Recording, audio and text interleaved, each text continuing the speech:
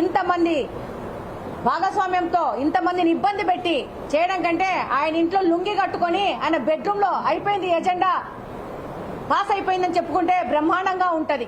కనీసం ప్రజాధనమన్నా మనము దుర్వినియోగం కాకుండా కాపాడుకున్నట్టు అవుద్ది. అసలు ఆయన ప్రజాస్వామ్యంలో బతుకుతున్నాను, ప్రజాసేవకై వచ్చాను, ప్రజల కోసం పనిచేయాలా అనే ఆలోచన లేకుండా ఒక నియంతలాగా